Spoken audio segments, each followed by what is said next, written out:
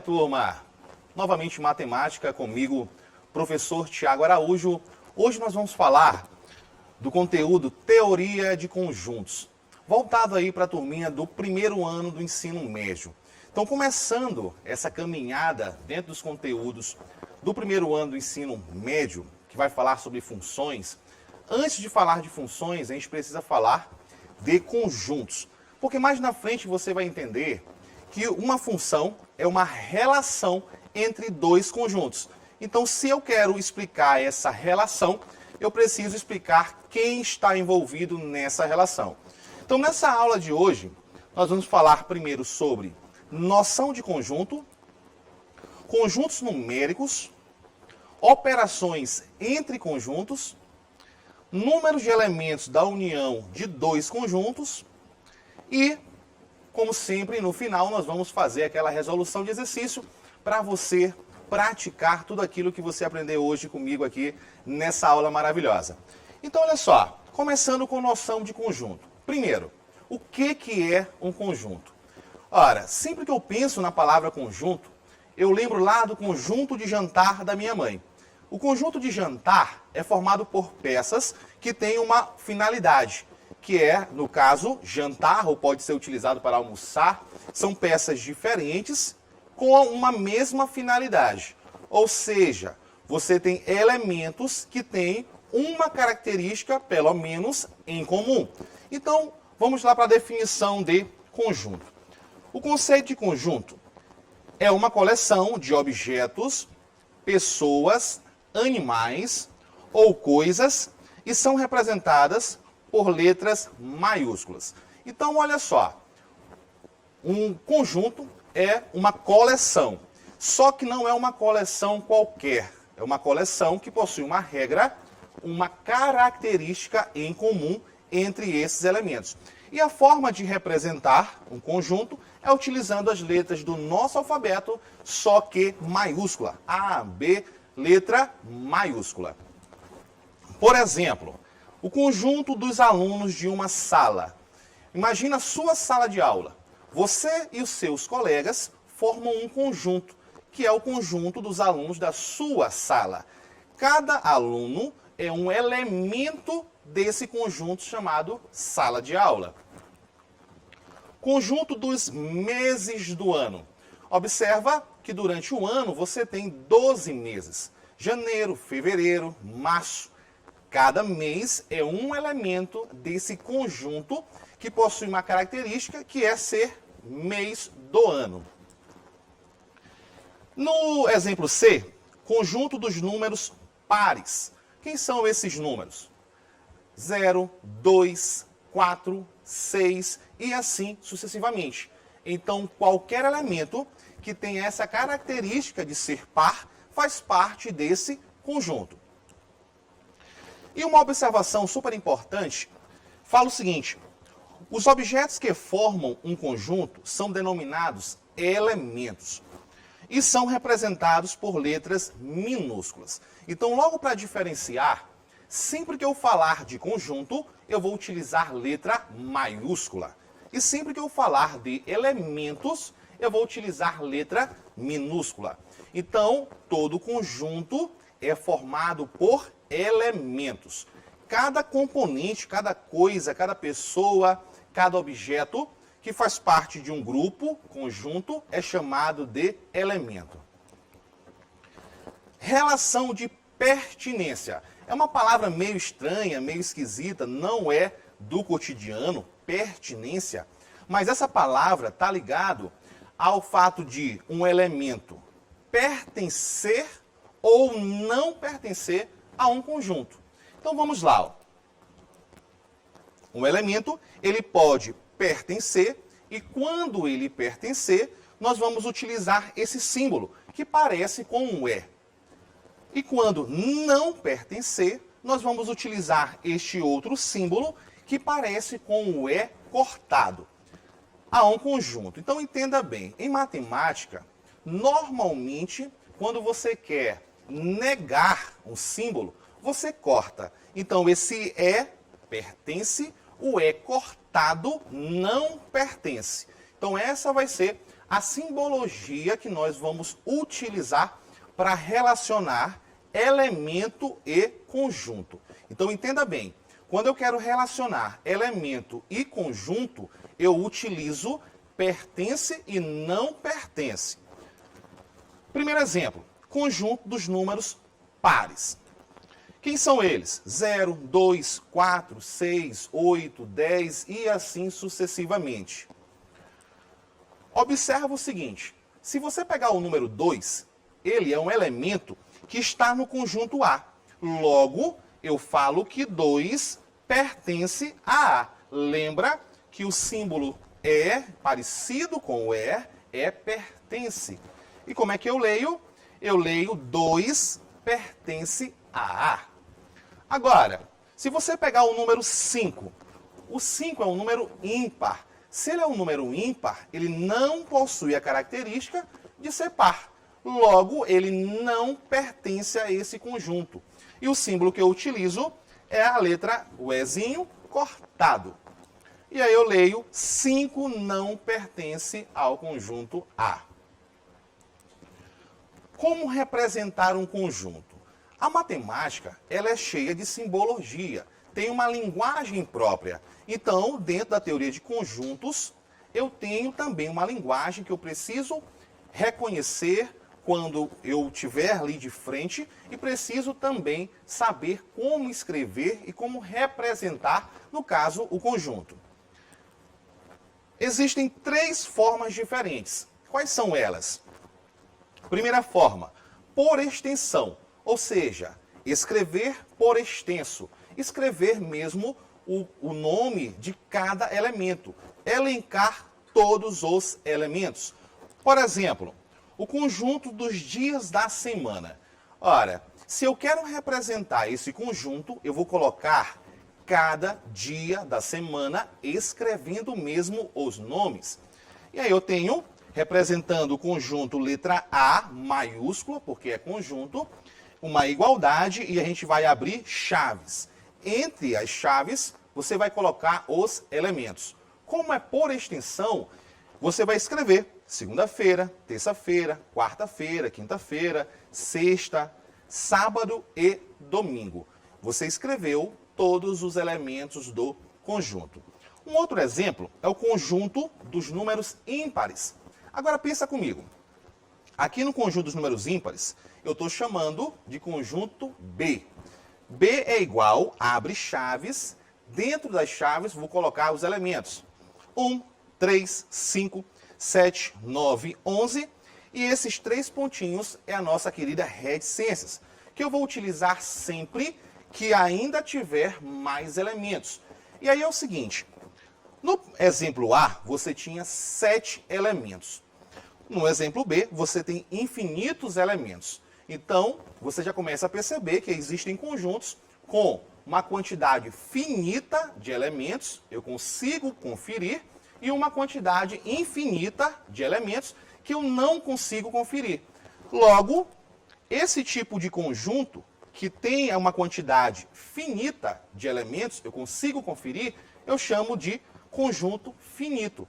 Agora, no caso do conjunto dos números ímpares, que não tem como você conferir, são infinitos elementos, você chama de conjunto infinito. Belezinha? Então vamos lá.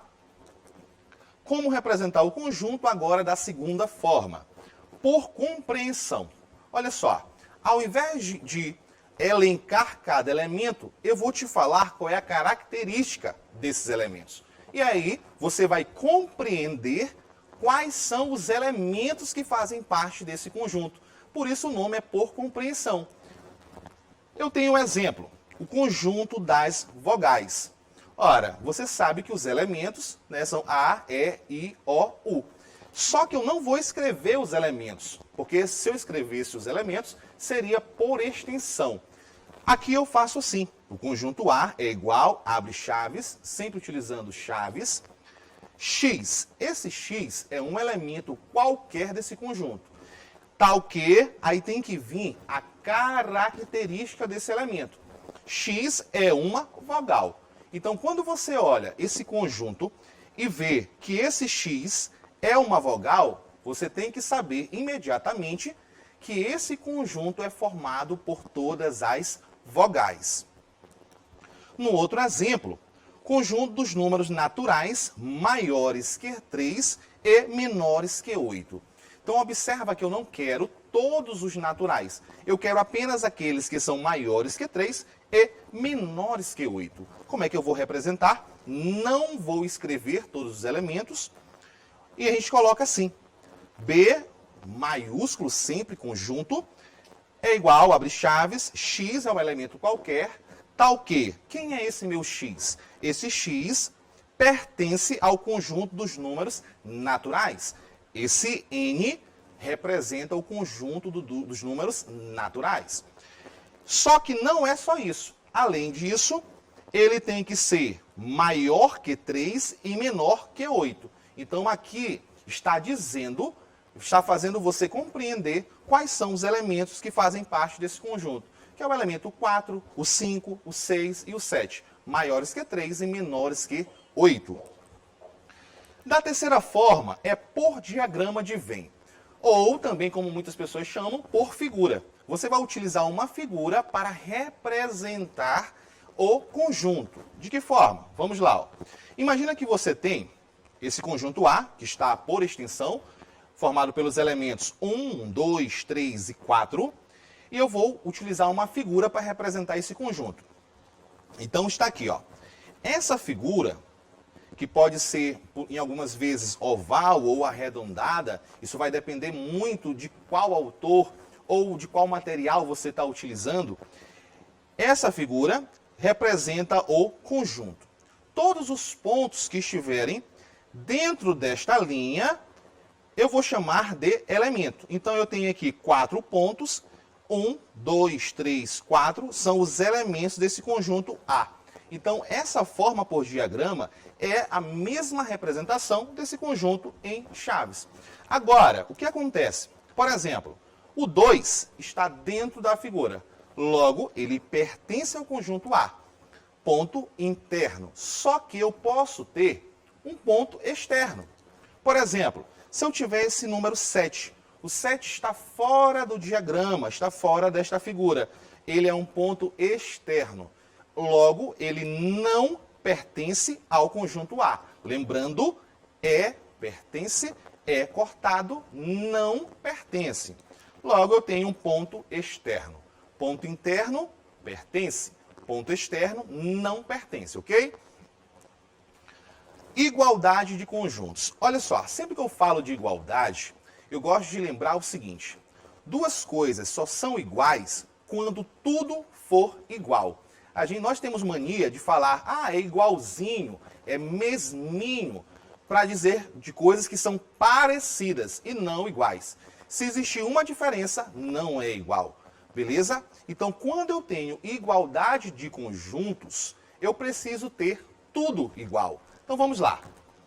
Dois conjuntos são iguais quando possuem os mesmos elementos. Tiago, se possui quase os mesmos, é igual? Não. Tem que possuir todos os elementos iguais. Por exemplo, eu tenho aqui o conjunto A, que tem os elementos 1, 2, 3 e 4, e tenho o conjunto B, que possui os elementos 4, 3, 2, 1. Se você estiver atento nessa aula, você vai perceber que os elementos só foram mudados de posição. E quando eu mudo de posição os elementos, eu não altero o conjunto. Por exemplo, na tua sala de aula, se o professor mudar todos os alunos de lugar, a tua sala de aula muda, vira uma outra sala? Se você está no primeiro ano, a sua turma vira o segundo ano? Não. Continua a mesma turma, só que em posições diferentes. Nada mudou. Logo, se esses conjuntos possuem os mesmos elementos, eles são iguais. E aí eu tenho que o conjunto A é igual ao conjunto B, porque eles têm os mesmos elementos, tá? Então, A é igual a B. Então, continuando, conjunto vazio. Imagina só, quando eu tenho algo vazio, é porque não tem nada dentro. Ora, se eu tenho um conjunto que ele é vazio, é porque eu não tenho elementos que possuem aquela característica. Vamos lá, ó. O conjunto é vazio Conjunto vazio é um conjunto que não possui elementos. Se não tiver elementos, logo eu vou chamar esse conjunto de vazio. Por exemplo, conjunto dos números primos menores que 2. Se você não está lembrando quais são os números primos, quem são eles? 2, 3, 5, 7, 11 e assim sucessivamente. Observa que eu falei a partir do 2. Logo, não existe um número primo menor que 2. Então, esse conjunto, ele não tem elementos. Se ele não tem elementos, ele é vazio. E como é que eu represento isso? Lembrando que esse conjunto não tem elemento. Representação.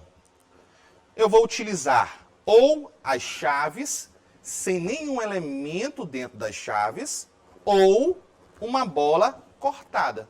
Lembrando, turma, que eu tenho dois símbolos diferentes. Chaves vazia ou bola cortada. Jamais você vai utilizar as duas representações ao mesmo tempo. Uma de cada vez. Ou as chaves vazias ou a bola cortada. Tudo bem? Então, prosseguindo, subconjunto. Turma, olha só. Dentro da tua sala de aula, existem os grupinhos. Eu tenho certeza que você que está me assistindo agora tem o seu grupinho de amigos.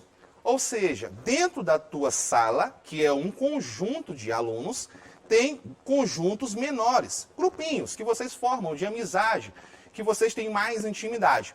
Esses grupos menores de aluno são conjuntos que estão dentro do conjunto maior, que é a sala de aula. Esses conjuntos menores, onde todos os seus elementos pertencem ao conjunto maior, é chamado de subconjunto. Igual a gente fala, se eu tenho um grupo e dentro desse grupo eu crio outro, eu chamo de subgrupo. Conjunto, um aqui dentro, é subconjunto. Então vamos lá. Dados dois conjuntos, A e B, dizemos que A é o subconjunto de B se cada elemento do conjunto A é também um elemento do conjunto B. Então, um conjunto só vai ser subconjunto do outro se todos os seus elementos também pertencer ao outro conjunto, beleza? Por exemplo, vamos aqui no diagrama de Venn. Eu tenho o conjunto B, que é um conjunto que possui mais elementos. Quem são esses elementos?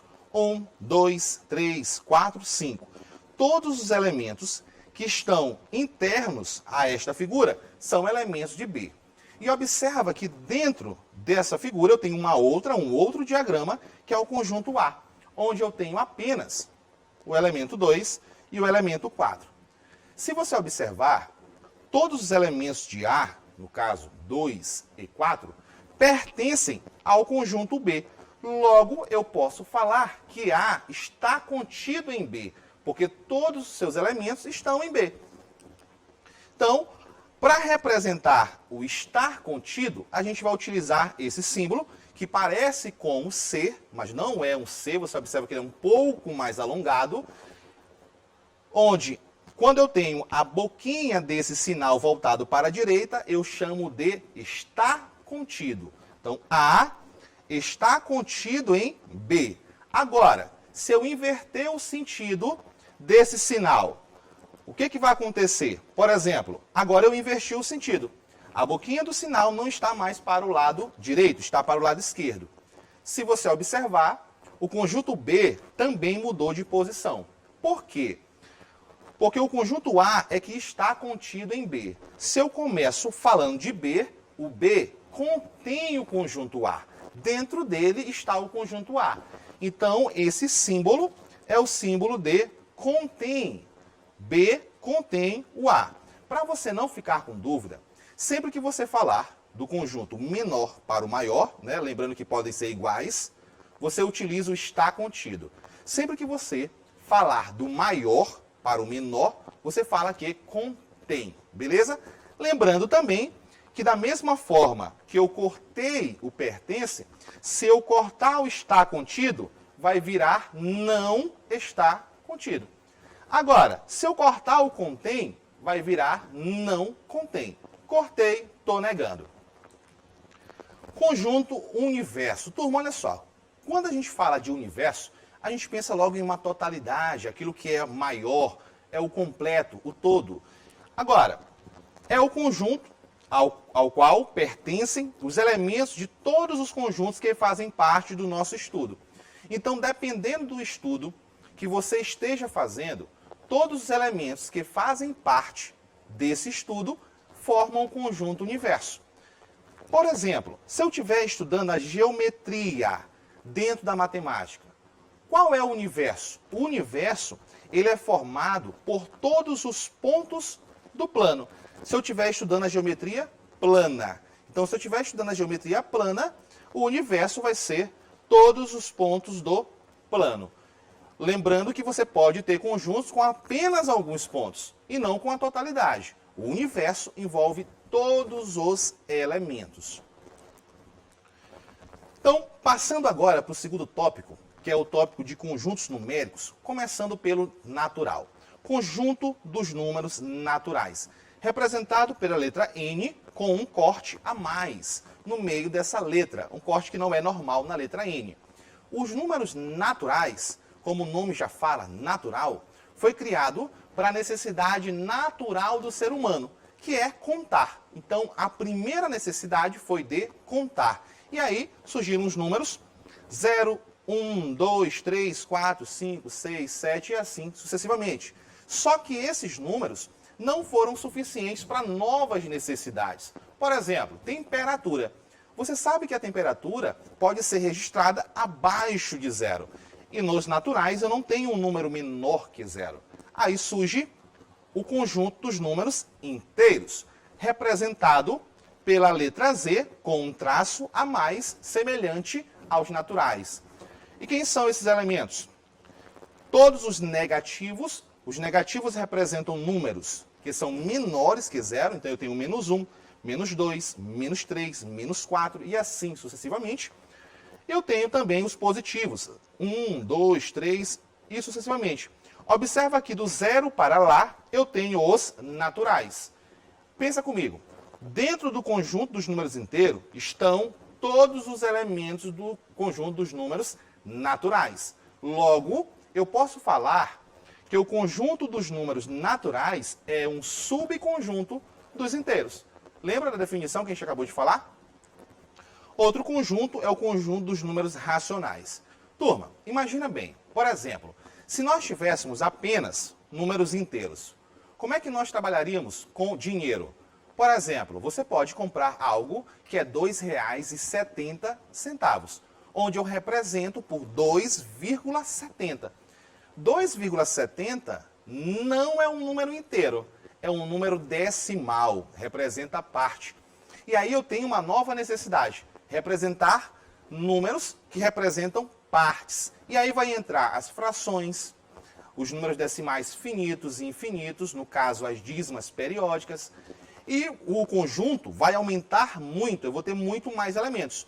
Lembrando que o conjunto dos números naturais está contido nos inteiros e o conjunto dos números inteiros está contido no conjunto dos números racionais. Quem são os elementos do conjunto dos números racionais? É qualquer elemento que eu consiga escrever em forma de fração. Qualquer número que eu escreva em forma de fração é chamado de racional. A letra que indica o racional é a letra Q de quociente. E quociente é divisão. Então, a fração é uma divisão entre dois números inteiros. Então, qualquer número que possa ser expresso em forma de fração é chamado de número racional. Lembrando que esse A pode ser qualquer número inteiro e o B não pode ser 0, porque não está definido aí a divisão por 0. Outro conjunto também é o conjunto dos números irracionais. Ora, pensa comigo, né? Você é inteligente, você vai raciocinar logo. Se o racional, ele pode ser escrito em forma de fração, o irracional, ele não pode ser escrito na forma fracionária. Então, observa que agora eu tenho um grupo diferente. Nenhum elemento do conjunto dos números irracionais pertence aos racionais. Eles são elementos conjuntos que possuem elementos totalmente diferentes. Agora, pensa comigo, se eu pegar esses dois conjuntos e juntar, se eu fizer uma união entre esses conjuntos? Eu vou criar um conjunto maior, que é o conjunto dos números reais, representado pela letra R, com um tracinho a mais. Ora, esse conjunto dos números reais pega todos os elementos, todos os números que nós falamos até agora, juntando aqueles que podem ser escritos de forma fracionária e aqueles que não podem ser escritos de forma fracionária. Logo, é a união entre o conjunto dos números racionais e o conjunto dos números irracionais. Como eu posso representar dessa forma? O conjunto real dos números reais é igual, esse U, nós vamos já comentar, é a união entre o conjunto dos números racionais e o conjunto dos números irracionais. Então, por enquanto, esses são os conjuntos que a gente vai trabalhar, tudo bem? Operações entre conjuntos. É possível você fazer operações semelhantes àquelas que a gente faz com números, com conjuntos. Por exemplo, a primeira operação, que é a operação de união. O símbolo é esse U. Turma, a união ela é muito semelhante à adição, onde você vai adicionar, juntar, somar os elementos de dois conjuntos. Então, olha só, sejam os conjuntos A, formado pelos elementos 0, 2, 4, 6, e o conjunto B, formado pelos elementos 0, 1, 2, 3 e 4. Então, olha só, quando eu tenho A, esse símbolo U, B, eu estou dizendo A união B. Então, sempre que você olhar uma letra maiúscula, um U e outra letra maiúscula, eu estou falando de união. Observa que o conjunto A e o conjunto B possuem elementos em comum. Só que esses elementos são únicos. Só existe um zero. Não existe dois zeros diferentes. Logo, esse elemento é igual a esse. Só existe um 2. Logo, esse elemento é igual a este. Nesse caso, turma, quando eu vou juntar os elementos de dois conjuntos, eu não coloco as repetições. Eu coloco apenas aqueles números, de fato, que estão na união dos dois. E nesse caso, eu vou ficar com 0, que pertence ao A e ao B, com 1, que pertence só ao B, com o 2, que pertence aos dois conjuntos, e 3, que pertence apenas ao B, 4, que pertence aos dois conjuntos, e o 6, que pertence apenas ao A. Então, observa que eu juntei todos os elementos, não apenas alguns, todos. E aí, em forma de diagrama, nós temos assim. O diagrama, quando ele tem essa parte em comum, aqui ficam os elementos que estão em A, e aqui também ficam os elementos que também estão em B. Então, nesse caso, turma, o que acontece? Aquela forma sempre vai ser utilizada para representar conjuntos que possuem elementos em comum. Se não possuíssem elementos em comum, os diagramas não estariam se tocando. Eu afastaria esses diagramas, tá? Eles ficariam afastados, porque não tem elementos em comum. A outra operação, ou melhor, antes de falar disso, a gente vai falar de um assunto bem importante dentro da união de dois conjuntos, que é o número de elementos da união de dois conjuntos. Quando eu somo dois conjuntos, é importante eu saber prever qual é a quantidade de elementos que eu vou ter. Como é que vai funcionar isso? O número de elementos da união de dois conjuntos é dado pela seguinte forma, onde o n vai ser número de elementos. Então, por exemplo, se eu tenho n de A união B, eu estou falando que eu tenho número de elementos de A união com B. Então, o número total de elementos de A união B é igual ao número de elementos do conjunto A, somados com o número de elementos do conjunto B, subtraído pelo número de elementos da interseção B. Agora pensa comigo, Tiago, o que é essa interseção? A interseção é aquilo que é comum. São os elementos que pertencem tanto ao conjunto A quanto ao conjunto B. E você viu no exemplo anterior que existiam elementos que estavam em A e em B ao mesmo tempo. Então vamos lá, ó. Exemplo. Sejam os conjuntos A e o conjunto B. Estou pegando os mesmos conjuntos do exemplo anterior. Quantos elementos tem o conjunto A? 1, 2, 3, 4 elementos. Quantos elementos tem o conjunto B? 5, né? 1, 2, 3, 4, 5. Quantos elementos tem na interseção? Quantos elementos fazem parte, pertencem aos dois conjuntos? Lembra que é o 0, o 2 e o 4, então são 3 elementos. Utilizando a formulinha que a gente acabou de utilizar aqui, ó, de apresentar. O número de elementos da união vai ser igual ao número de elementos do conjunto A, que são 4, mais o número de elementos do conjunto B, que são 5, menos o número de elementos da interseção, que são 3. E aí você pode estar se perguntando, Thiago, eu ainda não entendi por que eu tenho que subtrair a interseção. Turma, pensa bem, se eu fosse somar 4 com 5, daria 9. Só que eu estaria contando o número 0 duas vezes, o número 2 duas vezes e o número 4 duas vezes. Porque esses elementos pertencem aos dois conjuntos ao mesmo tempo. Tranquilo? Por isso que você precisa tirar essas repetições. Nesse caso, 4 mais 5 dá 9, menos 3, a gente vai ter 6 elementos na união. Bora ver se realmente é verdade isso. Sem conferir as repetições. 1, 2, 3, 4. Não posso mais conferir o 0, 2 e o 4. Tenho o 1, 5, 6 elementos. Então, de fato, eu não preciso ir lá conferir. Eu posso ter a fórmula que eu calculo isso, beleza? Outro exemplo. Em uma sala de aula, 10 alunos gostam de matemática, 6 gostam de arte, 5 gostam das duas disciplinas e 8 não responderam. Quantos alunos há nessa sala? Ora, turma, se eu estou falando de quantos alunos há nessa sala, eu estou querendo a união dos elementos e mais aquelas pessoas que não fazem parte desse conjunto. Observa que tem 8 que não responderam, então não estão nesse conjunto. Solução. Número de elementos de M. M é o conjunto dos alunos que gostam de matemática. São 10. Número de elementos de A. Número de alunos que gostam de arte. São 16. A interseção, que gostam dos dois ao mesmo tempo, são 5 alunos. Jogando na fórmula, a gente vai ter que o número de elementos da união vai ser 10, que é o número de elementos de alunos que gostam de matemática, mais 16, que são os alunos que gostam de arte, menos a interseção, que é os alunos que gostam dos dois. 10 mais 16, a gente vai ter 21. 21 menos 5, ou melhor, 10 mais 16 é igual a 26, e 26 menos 5 é igual a 21. Turma, será que nessa turma tem apenas 21 alunos? Não. Tem 21 alunos que gostam de matemática ou de arte. Só que tem esses alunos que não responderam. Então eu preciso somar 21 com 8, que foram os alunos que não responderam.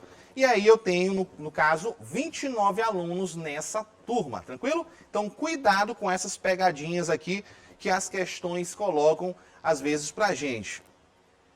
E aí a outra operação, que é a interseção de conjuntos, representado pelo U, só que de cabeça para baixo, vai ser o quê? Se a união soma tudo, junta tudo, a interseção quer saber só aqueles elementos comuns, aqueles que estão nos dois ao mesmo tempo. Novamente, com o mesmo exemplo, com os mesmos conjuntos, conjunto A e conjunto B, você lembra o seguinte, que existem elementos que pertencem aos dois conjuntos ao mesmo tempo. Como é que eu leio aqui? Ó? A interseção B, ou simplesmente A inter B. Então, quando eu falar de A interseção B ou A inter B, eu estou falando justamente dos elementos que pertencem aos dois conjuntos ao mesmo tempo. Que no caso são 0, 2 e 4. Em diagrama, você tem ali no meio os elementos que pertencem aos dois ao mesmo tempo. E para finalizar, turma, com uma resolução de exercício, para a gente colocar em prática tudo isso que nós falamos, nós temos aqui uma questão que fala assim: nas sentenças abaixo, assinalam-se com V as sentenças verdadeiras e com F as falsas. Então vamos lá. Ó. Eu tenho que 2 entre chaves pertencem a esse conjunto. Turma, a relação entre dois conjuntos jamais vai ser com pertence. Pertence é elemento e conjunto. Entre dois conjuntos não pode ser pertence. Logo, essa afirmação primeira é falsa. Segunda, o conjunto vazio, lembra? Bola cortada, está contido nesse conjunto. Aí você pode estar falando assim, Thiago, aqui nesse conjunto não tem uma bola cortada. Logo, está errado. Só que, turma, Se eu tirar todos os elementos desse conjunto, o que fica lá? Vazio. Logo, o conjunto vazio, ele está contido em qualquer conjunto. Então, isso é verdadeiro. A terceira afirmação. O conjunto vazio, ou melhor, na verdade, a bola cortada aqui, pertence a esse conjunto. Entenda bem a diferença do item 2 para o item 3. Essa bola cortada, que representa o vazio, está aqui nesse conjunto como um elemento. Então, nesse caso, ela deixa de representar um conjunto e passa a representar um elemento. Então, eu posso sim falar que pertence, porque a bola cortada está nesse conjunto. Então, verdadeiro. No item 4, 5 pertence a esse conjunto? Turma, olha só, o número 5, ele está aqui. Você pode, né, se enganar, se precipitar, falando que ele pertence porque aparece aqui. Mas, na verdade, o 5 e o 1, entre chaves, representa um único elemento. Então, 5 e 1 é um elemento só, é um conjunto se passando por um elemento. Logo, o elemento 5, sozinho, não está aqui. Então, essa opção é falsa. E a última afirmativa fala que o conjunto formado pelos elementos 5 e 6 contém o conjunto formado pelos elementos 5, 6 e 7. Turma, eu falei que o conjunto com mais elementos, ele contém o que tem menos elementos, ou do mesmo tamanho. Aqui tem 2 elementos e aqui tem 3. Logo, esse conjunto não pode conter esse outro. Ok? Então, é falso. A opção correta é a letra A. Falso, verdadeiro, verdadeiro, falso, falso. Então, turma, valeu. Foi um prazer estar com vocês com mais esse conteúdo. Todo o material vai ser disponibilizado no site da Seduc. Até a próxima aula. Um forte abraço e valeu.